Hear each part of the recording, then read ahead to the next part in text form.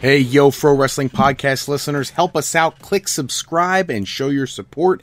Check out the Titans of Podcasts and Wrestling group page on Facebook. And if you are a huge diehard wrestling fan like myself, loving to play the wrestling video games, don't pay $60 to $200 every year for a new game.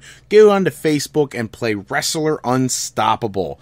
And while you're at it, shoot on over to our Patreon page at patreon.com/Pro Wrestling Podcast to become a member of the Pro Wrestling Podcast family. Hello, everyone, and welcome to this live special episode. We are reviewing Battleground. The pay-per-view just went off the air, and what a huge night. I wanted to get right on the line and get right into the results so I could discuss them, get them out there for you guys, give you my reaction. What a night. Just so people understand why tonight's pay-per-view is so, insane to me. Only yesterday, during our Going Live at 9:05 episode for Saturday night, did I tell you guys what the betting odds were, what the expectations were, who was going to win what, where, why, and how. And literally earlier today, they announced new betting odds. Many of the odds shifted heavily. Going into tonight's pay-per-view, at about 5 o'clock in the afternoon, Randy Orton was the favorite to win the Punjabi prison match. Kevin Owens was the favorite to win the U.S. title. The Usos were the favorite to win the Tag Team Championship. John Cena was the favorite to win the flag match. Charlotte was the favorite to win the Women's Championship #1 contendership. Baron Corbin was the favorite to defeat Shinsuke Nakamura. Ty Dillinger was the favorite to defeat Aiden English. And Mike Kanellis was the favorite to defeat Sami Zayn. So, that being said, I was actually just totally thrown when all those odds shifted around right before the show went live. And then we get to the actual pay-per-view. So let's cover it. Let's talk about it. WWE Battleground in Philadelphia at the Wells Fargo Center. If you've never been to that arena, that venue, check it out sometime. Great, great venue for watching any kind of sporting activity. So in the kickoff show, we have Aiden English taking on Ty Dillinger. You guys have heard me say it before. Ty Dillinger has been wasted since he's gotten to the main roster. This would have been a great way to really start building some momentum so that Mr. Perfect 10 could really start getting some traction. And unfortunately, I don't know who books this stuff, but now Aiden English picks up his first ever pay-per-view win and only his third singles win of his entire wrestling career. Aiden English defeats Ty Dillinger.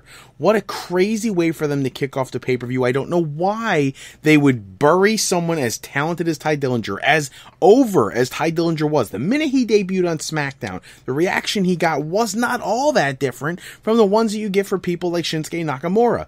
And I can't believe they have already buried this guy by having him lose clean to Aiden English. The match that kicked off the actual pay-per-view for the SmackDown Tag Team Championship, the Usos taking on the New Day.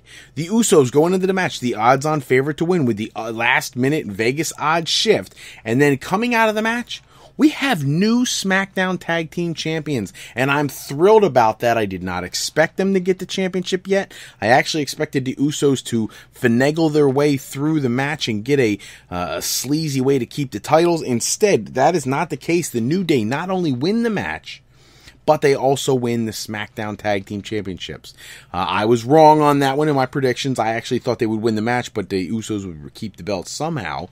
But that is not the case. And it's great to see a team that dominated the Raw Tag Team division for so long, for, record-setting time period, finally gets another tag team championship run, this time on SmackDown.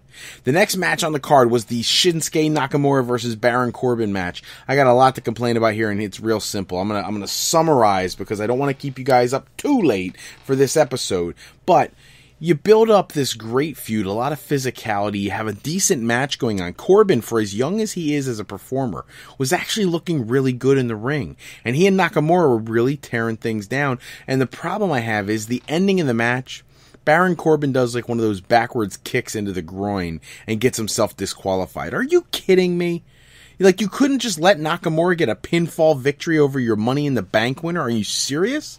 Nakamura should have gone over clean here. If not, have Baron Corbin go over clean here. I don't care which one. You would say Nakamura because Corbin has the Money in the Bank briefcase. Him losing doesn't take him out of the World Championship picture. Nakamura, he is unable to secure a pinfall victory, so you got to wonder, where is his place in the pecking order? When you can't get a pinfall victory over Baron Corbin, that doesn't really speak volumes for where they feel they're going to put you in the next couple months. The next match on the show was the women's Fatal 5-Way to determine the number one contender to go face Naomi at SummerSlam, and there was a huge shift in the betting odds right before the pay-per-view went live. Now, I said earlier that Charlotte was the favorite to win. She was.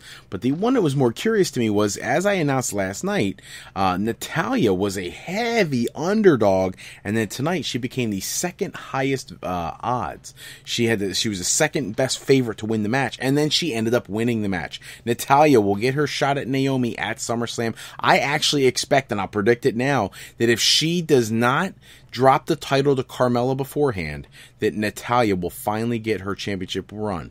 Now, here's the problem. I think she'll win the title and Carmella will cash in on Natalya and take the title on the same show, which I think is horrible. Natalya's put her time in. She deserves a real solid SmackDown Women's Championship run, and I just don't have any confidence that they'll let her do that. The next match on the card, AJ Styles versus Kevin Owens. AJ, the odds-on favorite yesterday. Owens, the odds-on favorite today. This match was fantastic all the way up until the end of the match. You got to see all the high spots, the calf breakers, the pop-up powerbomb attempts, the super kicks, the flying forearm type stuff. But you end up getting at the end of the match a simple roll-up from the calf crusher, rolling up and getting one of those double pin situations where Kevin Owens wins the United States Championship. I will try very hard to understand why you gave AJ Styles the championship only to take it right off him at this pay-per-view ahead of SummerSlam. Unless you're going to have a rubber match at SummerSlam, which I'm not hugely in favor of either. This booking didn't really make much sense to me. I actually liked AJ Styles with the U.S. title. I thought it made a lot of sense. And the theory that you've already got a anti-American WWE champion, now you have an anti-American U.S. champion, and you've got Rusev facing the all-American boy John Cena, it really puts a very anti-American spin on all the heels. It's very strange for one show to have so many anti-American people. Speaking of, let's move on to the flag match. John Cena versus Rusev. Physical match, but here's the problem I have. If you are ever privileged enough to go to Philadelphia to watch a wrestling match, and you get to hear the reaction from the crowd, Philly fans are fantastic for wrestling shows because they will give you crap if you're doing poorly. They will cheer you on if you're doing a good job. If you're giving your best effort, no matter how much they love or hate your character, they will give you respect. And there's no one in this world who's ever actually seen a Philly crowd in person who could say they don't really appreciate a great performance. They do. Check out the ECW is built on the Philly fan reaction and how much they appreciated great quality work. There was great quality work going on in the ring, and for some reason, they didn't boo, they didn't hiss. What they did is nothing. I've never seen a Philly crowd so quiet for a match. Nobody wanted to see John Cena win, and nobody could care less about Rusev. This match I actually thought was the match of the night. I thought it was the best match on the card. Kudos to John Cena and Rusev for tearing the house down and nobody caring about it. The ending sees Rusev get put through 2 tables that he had set up earlier to put John Cena through. He gets attitude adjustment off the little pedestal they had for the flag mounting and through 2 tables for John Cena to pick up the win.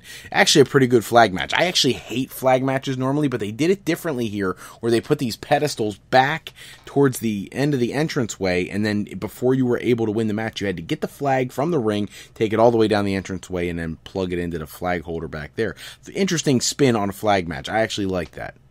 We had another Fashion File segment where we were supposed to find out who's been tearing up the offices of the Fashion Police, Breezango, and instead you have the Ascension show up there claiming that it was them. It obviously wasn't them. The lights go out, they come back on, and now you've got Tyler Breeze laid out, and you've got Fandango standing there over him. At first, I actually thought they were going to have Fandango turn on Tyler Breeze and reveal that he was the one doing it. But then all of a sudden the lights go out again. They come on. Fandango is knocked out. There's a flashlight laying on the ground. It had that real the feel of the Blair Witch Project, where you just have the flashlight laying on the ground and you see the 2 people laying there. And then you see Fandango drug off the screen and they say to be continued. So bizarre, but absolutely bizarre what they're doing with that whole angle, but I love it because it's so different from everything else they're doing. Mike Kanellis with his rematch with Sami Zayn is out next. I expected Mike Kanellis to do really well in this match. Kind of a schmaz ending for his first match on SmackDown, so you would expect him to get a much nicer, clean win here over Sami Zayn. And to my pleasant surprise, Sami Zayn wins here and defeats Mike Kanellis in his pay-per-view debut, right in front of Maria. So, interesting that they would choose to swap victories so quickly with a brand new debuting talent, but I actually like that. It's more believable this way because you have Sami Zayn, who if you ever want him to be a world champion caliber talent, you got to start giving him something solid to work with. And when I saw him lose to Mike Kanellis on SmackDown, I thought, oh dear Lord, here goes the career of Sami Zayn just getting flushed down the toilet. And then he comes back and picks up the rematch win here at the pay-per-view. So congratulations to Sami Zayn. Happy to see that happen. The main event of the evening. As some people know, checking out the different sheets online, and I put it here on frowrestling.com earlier this evening. By all means, you should be checking that out. If you want to find out what we're going to podcast about or any news and rumors that are going on, check it out here because we posted about 2 o'clock this afternoon that a former world heavyweight champion was in attendance for Battleground in Philadelphia. Well, that happened. So we get the match going on. Great match, physicality all over the place. Them stupid, annoying Singh brothers getting involved all over the place. One great high spot, knocking one of them off the top of the Punjabi prison down onto the announce table and through the announce table. I actually liked that spot. That was cool. But the other one just kept getting in the way. And then when he finally Randy Orton eliminates the Singh brothers from being any kind of pest to his quest of winning the match, he has Jinder laid out. Both Singh brothers are beat down. He's climbing. He has fought all night long, and he's crawled, literally barely made it to the top of the cage all night long. Suddenly, cue up more music, and here comes, returning to World Wrestling Entertainment, here comes the Great Khali. And as he's coming out, suddenly Randy Orton musters up the energy to power climb the Punjabi prison. Why couldn't you do that the whole time? You'd be world champion right now. Horrible booking, but whatever. Randy Orton goes to climb out. You get Great Khali scaling the Punjabi prison, grabs him by the throat, and just chokes him out. And while he's doing that, Jinder Mahal makes a climb, gets over the top, and Jinder Mahal retains the WWE Championship. Not surprised. It's kind of what we expected. I expect him to lose the championship at SummerSlam. That also is something posted here on the news and rumors section on frowrestling.com. The word going around is they are not happy with Jinder Mahal as world champion. However, they didn't want to put it back on Randy Orton so fast. So, the plan right now may be to have the World Championship change hands at SummerSlam that soon and take the title off Jinder Mahal. He's not getting over as much as they thought in India. He's really not setting the world on fire with merchandise sales over in India and things of that nature. And his in-ring performances, they've had him facing a lot of mid-card guys. You had him face Ty Dillinger, who you just buried with Aiden English. You know, he's not facing any top talent except for Randy Orton, and he can't beat Randy Orton without tons of interference. So, what does that say for the guy that you're trying to push as your world champion? It's time to take the title off him. At least that's what they're saying. I actually would prefer they kept the belt on him. Just stop giving him these crappy finishes. All right, you can make the argument for a while there he was a jobber getting a world title push he didn't deserve. But if you stop running the Singh brothers in there all the time and just let the guy wrestle, he actually is a pretty good wrestler. He's buyable as a champion. But on this night, he retains the championship. I expect him to face probably John Cena at SummerSlam, where he'll lose the championship. And then you'll have Baron Corbin cash in at some point, and that'll be your next feud. But that's a wrap for Battleground. And I have to say, the pay-per-view as a whole, not bad, not fabulous. You know, it's not one of the major pay-per-views, so you didn't expect it to be, you know, WrestleMania quality, but you expect to get a somewhat decent show, and I think they delivered on that. I didn't like some of the endings. I thought some of the endings were weak. I thought the Corbin Nakamura finish was weak. The Styles Kevin Owens finish was weak. And, you know, in all seriousness, the Randy Orton Mahal thing, it was weak, but it's kind of what you expected, so I don't have a problem with that one. I had a problem with the others. But definitely a decent pay-per-view. If I was doing like a 5-star rating system on pay-per-views, I'd give this one maybe 3.5 stars. That's what I'd do. About 3.5 stars. One other tidbit in the news and rumors section of the frowrestling.com, and that is Paige. You know, we've talked so much about Paige lately, and today it's not about her and Alberto's legal issues. Now it's about her health. So there's a health scare out there, but they posted a picture. She, Alberto, and some other friends of theirs, and she looked so sickly. She had on one of these low-cut dresses and it looked like her ribs were like about to jump out of her. And there was, it just looked sickly. Well, she got very frustrated, went to Twitter and posted a new picture of herself who she looks like the same old Paige, trying to tell people essentially to bug off and leave her alone. But definitely didn't look, if you find the picture online, check it out. That girl looks like she's ready to die. Looks skeletal. So hopefully she's all good to go and doesn't need any more drama with all the insanity that's happened lately in her and Alberto's private lives, so to speak. That is all the time we have for this episode. Wanted to make sure we got all the news and rumors out there to you and the results from the pay-per-view.